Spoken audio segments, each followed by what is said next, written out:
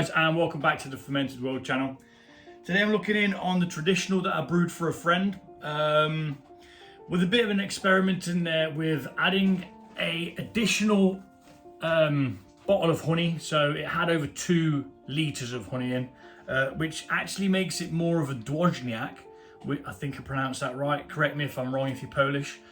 Which is a Polish style of mead where it uses 2 parts water and 2 parts honey. So there's only a little bit more water than there is honey in here, so it's pretty close to a dwojniak. The ABV is around the right area for it, but it's super sweet, man. So it's kind of like a learning curve. So now next time what I'll do is I'll use 1.5. The honey that I use, which is just store-bought honey. It's nice and cheap, tastes great, you know. So yeah, I'll be using 2.5 of them in the next one, which I'm going to do for him. So this is going to get tested now. I'm going to take a hydrometer reading. I do have some notes here because I've still not found my flipping pad, which is quite annoying. And yeah, we're going to just take some notes as to where it's at now with a hydrometer reading. Chances are we're going to put this into secondary with some stoppers, because if it hasn't moved since the extra yeast was put in, it had an additional half a packet of yeast in, same as the rest of them, other than one of them which was just put into secondary because it tasted fine, it was okay. So, don't know why I'm looking in there. So let's do a hydrometer test, see where we're at. I think it's going to be the same. I haven't seen any activity in this one. Like I say, 2 of them, no activity. 1 of them started off again. So, what the flush? I have no idea.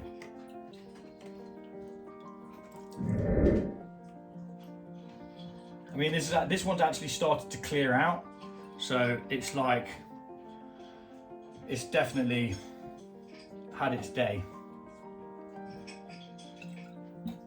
Right. Let's see what we got. What was it at?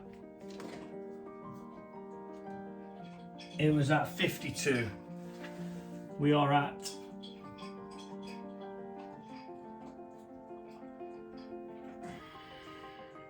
52 still. It's not budged. So it's super sweet. It's going to get some, I mean, look, you can see as it's started to clear out. It's done. The yeast has had enough. Even the other yeast that I put in there has had enough. This is a 12.9%, so it's more than acceptable. Now I'm going to put it into secondary and then ponder what I'm going to do with it, because of its sweetness. Now let's have a taste. I wasn't going to, but it's going to enable me to think what I'm doing, because I've already kind of got a plan as to what I'm going to do. It's not something I'd normally do, but I mean, straight away you can smell the honey. It's just so dominant, it's unbelievable.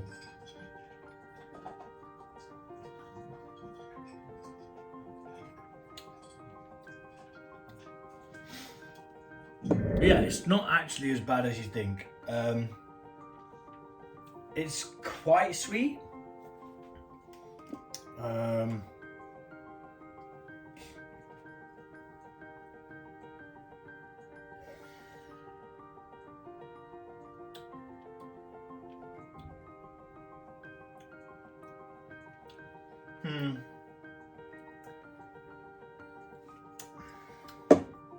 Right, well, either way, it's going to go into secondary. I'll have a chat with my mate, see if he wants me to rebrew, to try and get one a bit more like what we used to. And yeah, so this is getting put into secondary today. Get rid of all that sanitizing liquid that's collected in there, because we don't want that. We don't want that in the brew. So this one's a traditional mead, just honey and water and yeast, nothing special. But if he doesn't want it, as is, because it is a lot sweeter. It's like double the sweetness of what we used to with the traditional recipe that I normally do. So it is above what we'd normally have. So it's still at that, which is surprising considering. Go away, Mr. Fly. You will not have my mead.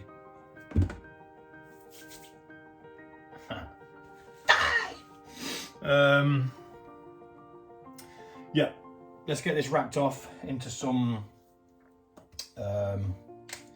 stopperoonies. Just the procedure: half a tablespoon, or sorry, teaspoon of potassium sorbate,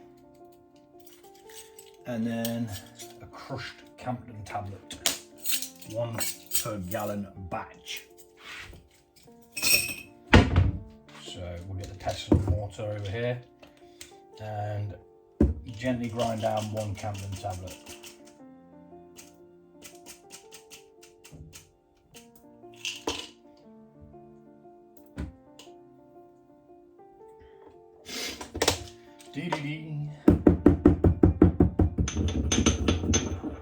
So something I learned about grinding these down is the more gentle you do it, the better.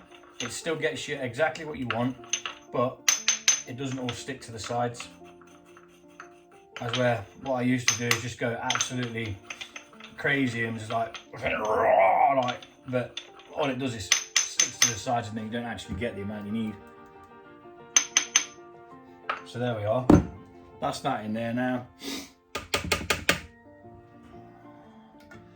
And we are going to rack this into here.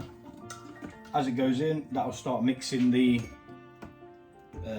stoppers in, like so, and it'll all be gravy. Speed this bit up.